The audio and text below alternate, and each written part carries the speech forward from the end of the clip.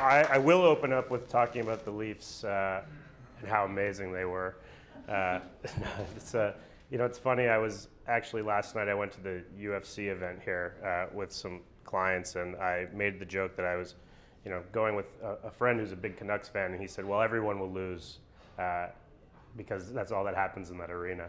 And it's something that we can absolutely echo in Toronto. We won our first round, I think, for the first time in 10 years or something like that. 19 years, yeah. I don't think iPhones didn't exist the last time we won a playoff round. And there was pandemonium in the streets. It was like a parade for beating Tampa Bay. And then we just got the doors blown off us against Florida. So yes, thanks, Taylor. Graybrook is from the center of the universe in Toronto. And I'm lucky enough to get to come out here and see how beautiful Vancouver is. Basically on a quarterly basis. It's factually much nicer than Toronto. Apart from a little bit of rain that you guys have, which I heard I brought with me yesterday. It hadn't rained in 2 months or something like that. So as Taylor mentioned, Graybrook's been around for about 20 years, and we have about $2 billion in invested equity, which translates to about $30 billion in built-out value, with over 100 projects spread mostly around Southern Ontario and the United States. Graybrook started from very humble beginnings. It was essentially a family office. Our chairperson, Elias, had sold TLC Vision, which is a prominent laser eye corrective clinic. He had, I think, 250 clinics across the United States, took it public, and wanted to get into some other types of business and started a family office with our two CEOs, Sasha and Peter. So they started with their first deal, which at the time was in an area called Liberty Village, and I'm not sure how familiar you guys are with Toronto, but Liberty Village is essentially 3 kilometers outside of Toronto towards Etobicoke, so west of the city. And at the time, it seemed like a million miles away from Toronto. This is 20 years ago. And the notion was that nobody would ever go live there. It was so far out of the city. I mean, I live in Burlington, which is 55 kilometers outside of the city, and I go in every single day. But 20 years ago, there was this fallacy that downtown core people would never go anywhere else. So they built this building with Plaza Corp. It was very successful. It led to 3 other buildings being built sort of right there in Liberty Village. And now if you look at Liberty Village, it actually reminds me quite a bit of Yaletown. It's got a lot of restaurants, very vibrant sort of personality to it. But it is a completely developed, completely populated community and is now part of Toronto. So it just kind of gives you an idea when you look at these things, and sort of often you have to go a little farther out and let the development come to you to really make that value there. So we have, like I said, about $30 billion in completed built-out value, and this is actually 9,000 investors as of yesterday. So like I said, most of our projects are in Southern Ontario, not because it's the center of the universe, but because it really factually meets a lot of the requirements that we see in our development thesis. So it was mentioned, Kyle mentioned supply. There is no supply in Southern Ontario. It is a major problem. I would say it's bordering on catastrophic, the lack of supply. And there's really no solution to it. The Ford government, who's our premier, wants to build something like 100,000 homes a year, which is impossible. I think in the last 7 or 8 years combined, we have not reached 100,000 homes. So the notion that we will be able to do that every year is completely asinine. So we focus on that area though because it is totally driven by demand. We also like southern United States, so we have quite a few projects in Florida. We have some value add in Houston, and then multifamily developments in Denver, Atlanta, as well as Florida. So what we focus on as an organization is residential development. Candidly, we don't get involved in any retail, commercial, or industrial. We've obviously given some thought to industrial and commercial over the years. I think we'd all agree that industrial real estate's been going crazy, and there's huge demand for it. But what we focus on is on what we're good at, and for us, that is for sale residential, multifamily, and value add. So I'd say 90% of our business sort of circles in this for sale residential component. We like to find good land, work with good developers, bring projects to market, and sell to end user and purchasers. The multifamily developments is something that we got into a couple of years ago. We work in the United States with a developer called PMG. So famously, if you're familiar with Central Park at all, there's the super skinny building at the foot of Central Park. It's terrifying. I actually went on a tour of it when it was under construction and there was no windows. So you have like a bar, but you're hundreds of feet in the air and it's so skinny and the wind moves it. It's a lot. But PMG is a very productive and prevalent developer in the U.S. So with them, we work on this multifamily sort of development, which is society living. So society living, and I think I might get into it a little bit more, is co-living. So it's a value add proposition and generally resonates very well in sort of, I don't want to say hipster, but hipster populous areas like Wynwood or Denver, where you have a lot of people who don't necessarily want cars, would rather spend their money on the amenities in their building, and don't really spend a lot of time like in their condo, so they don't want to make that investment. On the value add side, not a huge component for us. Most of our value add business is with institutional partners. So we work with a number of sort of large scale banks on the value add side. And it's something we are investigating and looking into more, and hopefully we'll have something in the next year or so for the more retail component of our portfolio. Okay, so what Greybrook started off as I mentioned, was really a capital partner. So what we were good at was raising capital, and frankly, we like I said, we've raised over $2 billion in capital over the last 20 years, so we are still quite good at it. But over the years, we became much more of an active asset manager, and what that is we're relying less on our development partners to completely execute the projects and more on our internal team. So when we look at a new offering, we look at where are we getting this development? How can we actively manage this development to make sure that it goes from A to B to C and not relying on our partners to do everything? And then, who are our partners in fact going to be? So, when you operate on a scale to which we operate now, we're lucky, we get to pick the development partners that we work with. So we're not working necessarily with mom and pop type operations, which, this economy and recently over the last sort of year and a half have been very hard on. We work with very large scale developers.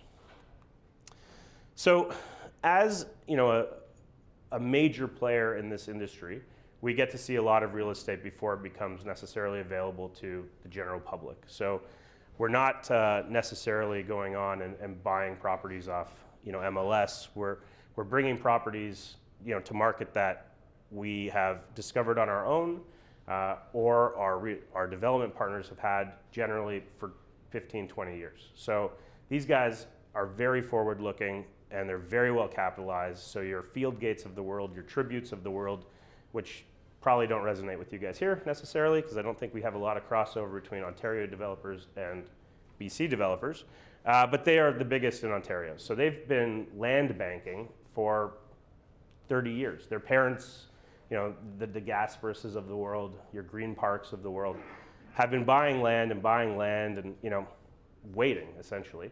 And now that the urban boundaries continue to get pushed out, we are able to leverage some of those relationships to bring great properties to market. Like I mentioned, a big shift for us over the last, I'd say 7 to 10 years was becoming asset managers more so than capital raisers. So our asset management team, I'd say since COVID has started, has almost doubled. So we're up to about 30 people in our asset management team. We work in pods, so we have specialized groups for each asset class that we have. So we have low rise, we've got raw land, we've got commercial, sort of within the condo spectrum, and then we've got high rise and mid rise, and then US. So each pod works to actively manage the project. So when a developer comes to us and says, we'd like to do this, we are involved in that decision making. We monitor every decision, every dollar, and that group works hand in hand with the developer. So, when we say it's active, we're literally making decisions with the partner as opposed to just saying, okay, you guys do that, okay, you guys do that. A good example of this is we have a project in Miami, which we raised as a value add sort of multifamily project. It was trending very well and lease rates were very high. It was getting close to stabilized. But the market kind of turned and there was a huge demand for condos. So we converted that project through our active asset management. We converted that project from sort of that value add multifamily to a condo project, and it doubled the returns. So the ability to actively go in there and make changes on the fly and have the ability to do that with your partners and not just be a passenger is super important for us. And I think that's what really sets us apart now, especially, is that we are in the trenches with all of these developments. So some of the development partners, again, these may not resonate with you, but generally speaking, what we look for in a development partner is a couple things. So we look for money, factually. They have to be well capitalized. So the role of the developer, beyond actually physically building the project, is they have to guarantee all of the construction loans and any shortfalls. So we do not have cash calls for clients, ever. It is part of the OM, it is not an option. So the developer has to guarantee all loans. So when you're working with a developer, they need to be well capitalized. And this is where I was sort of alluding with how this market has been very hard on mid-level developers. Obviously, interest rates have changed a lot as we learned, and will continue to be quite volatile. It goes for developers too. There's construction loans, there's the cost of materials, there's a lot of different moving parts in there. And if you don't have the financial wherewithal to guarantee and cover those costs, your development will fail. And it's hard for construction companies and developers to go get loans now. It is. So, where your Field Gates of the world or your Tribute, they can go to one financial institution and get a construction loan. Your mid-level guys have to go essentially make a syndicate of 7 or 8 different lenders, generally not your major banks, but your B lenders like your Firm Capitals, your KingSets of the world, who come in and they sort of compile this higher interest rate syndicate of clients, of lenders, sorry. And frankly, that just doesn't work for us. We need to have the stability of a major lender in place to have that sort of comfort level to go forward with the project. And if we don't, then we simply don't do it. So these are a couple examples of projects we're working on in Ontario. So, they're just fancy pictures, really.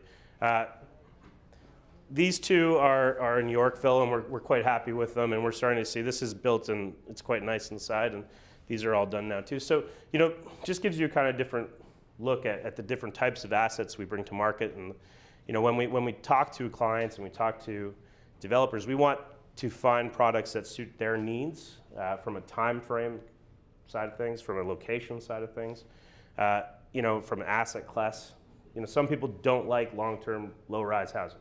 Some people like downtown condos, and that's all they want to do. And so we try to have a pretty diversified portfolio for those clients. These are our U.S. offerings. So this is done. This is like a real picture.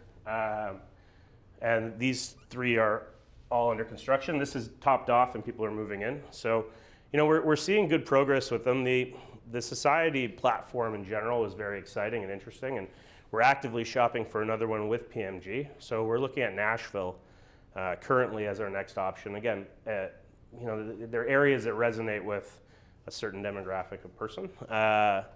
Probably a lot of them walking around here. And, we'd like to continue that activity, but the one thing that we don't do is we don't rush it. So when we're looking at a project, unless it really checks all the boxes, we simply don't do it. There's really no room for error. So we mentioned Southern Ontario and Florida, and we talked about this earlier. What drives product is simply supply. In Southern Ontario, there's no supply. It's dire straits. We have not too many. We have a lot of people moving to Canada. Our numbers for immigration over the last year are staggering, especially compared to our historic averages. And that's not going to change. We're making up for lost time. We're bringing in tons of new people, and all of these people need places to live. So for us, Southern Ontario checks that box. We need to have markets where we have supply constraints, and that allows us to bring product to market that we know will sell. So obviously, we've gone through all the numbers, with Ontario, and you've probably seen it too many times. I don't want to talk about Ontario, but fundamentally, this is it. And you guys have the same problem here in Vancouver, obviously, with we have a green belt, you have a mountain range, and then an ocean. But factually, it's the same thing. We have to build within this area, and until the government sort of starts making some changes, which it seems like they are, demand will be very high and supply will be very low. It's just as simple as that. Ontario, and we talked about it, but Ontario's housing situation is not good, which is bad for Ontario, but pretty good for developers. So Florida kind of resonates. Florida's much more of a good news story, and why we do so much in Florida is, obviously very strong tax system in Florida. Great for investors, great for homeowners. There's no state income tax, which is wonderful. I think as a Ontario or BC resident, we would love that. We're seeing a ton of corporations move to Florida, especially on the tech side and the capital market side. So your BlackRocks of the world are moving to Florida. We're starting to see huge asset managers move there. Citadel, Blackstone, Goldman Sachs. So huge groups are moving to Florida. Also, a massive amount of young talent is moving to Florida, which I think we can all appreciate why. It's, again, favorable taxes, you're on the beach, it's a fun place. All of the things that Ontario doesn't have. So, I'd move to Florida. You still have to deal with the sort of Florida people, but, outside of that. You all know what I mean. So Florida's also seen great appreciation in the real estate market. I think in the last recession, 07, 08, we saw some correction there, and it was kind of thought that Florida was a good time state. So when times are really great, everyone goes to Florida, and it's this huge, tourism hub, and it's really all directed by that one thing, which is true. But over the last 10 years, it's really become quite a bit more than that. And we've seen steady growth on every level of housing within the state, in basically every part of the state. So whether it's Fort Lauderdale, Orlando, Miami, Wynwood, we see pretty consistent growth across the whole platform. And for us, when we're evaluating projects and where we want to go, it's one of those areas that we'd like to continue to develop in. So when you invest with Greybrook, and you can talk to Taylor or Austin or Cynthia about this, and they're great partners to work with. What we try to do is, really build a diversified portfolio for our clients. As Taylor mentioned, what we're doing is trying to essentially democratize investing with developers into a more retail component of your portfolio. So I would tell you that this isn't where all of your money should go. It surely isn't. But it's a great place to sort of put a portion of your portfolio where you can predict, reasonably steady growth across a number of different asset classes and regions. So, this is an example of our online portal. So, when we look at a client's portfolio, we say, okay, what is the suitable amount, and what is, the amount that you should be investing or can be investing? And then we look to have a program where we put it across 4 or 5 projects. So what we're doing is staggering risk, staggering returns, and trying to build this balanced portfolio that will end up sort of just becoming this machine that moves. Generally speaking, at Greybrook, most of our clients are repeat business, and that's because we try to diversify across a number of projects. We're not looking for you to invest in one project. We want 4 or 5 projects. What is GGH? Greater Golden Horseshoe. Okay. Southern Ontario, essentially. So this is an example of one of our offerings. I think it was actually handed out. And the story behind this is actually kind of important solely because it gives some perspective into what we're doing. So this project, Hamilton 3, which is, it's a 7 to 10 year offering, so it's quite long, is a project that we've been working on for 12 years. So this isn't something that we just stumbled upon. We purchased this land many years ago. We are working on it with Tribute, and we simply waited for it to be included into the urban boundary. So when you do this, I mean, there's a lot of work that goes into getting something included in an urban boundary. It's not just waiting, I should clarify. But we worked with the municipality, we worked with the province to get this project from essentially just always going to be a farm into being 1,600 houses. So, what we look at here is, this is the parcel. The urban boundary, I think you could all guess where the urban boundary is there. So for the last 10 years, that was the edge of the urban boundary. This is now the edge of the urban boundary. So the value of this property, just by virtue of zoning, has changed exponentially. And these are the things that we kind of look at when we work with developers. So again, this project wasn't a surprise. It wasn't brought to us by happenstance. It's something that we've been tracking for many years. And the developer, has had it forever. So, we look at these opportunities and we think, these are the types of assets that we want to work with. So this will be a master plan community, again, with huge developments like this. This is a multi-phase, probably a 7-phase development. Tribute, we've worked with Tribute on many of these before, so they have the logistical capabilities and the financial capabilities to do it. So they're currently doing 3 other master plan communities for us in areas you'll never would have heard of, but just outside of Guelph, essentially, in Fergus. So that, and then Colgan, which is sort of north of Brampton, if you've ever heard of those. So we currently have about 2,500 units being built by Tribute right now. So when we look at projects like this, we try to pick the developer that we know can work on it.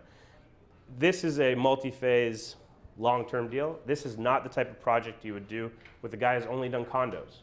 You need to work with a developer who works on this specific type of project, and that's a big part of our asset management and where we can go. Here's the sort of return profile for it. Again, I think this one's sold out, but generally speaking, we're quite conservative, and we've built in this case, a 1% annual net appreciation, which if it was 3% annualized, it would still not be as high as it was in 2021 from a price standpoint. So we're being quite conservative in thinking that 1% annualized is reasonable. The average townhome in Hamilton was selling for $1.1 million just a year and a half ago, which is crazy. I don't know if you've ever been to Hamilton. Just saying, it's not exactly nirvana, but the idea that homes this far away from major employment centers are that expensive, it's shocking. Now, I don't have to tell anyone in Vancouver about real estate prices, but for us, if we simply get back to where we were, which we are quite comfortable thinking over the next 10 years we will, this project becomes very lucrative, and that's the whole point of it. So that's kind of it. You can talk to Cynthia and Austin and Taylor or myself. I'll be here. But in the meantime, if there are any questions at all, I think I kept it right on 20 minutes, but I'm not sure.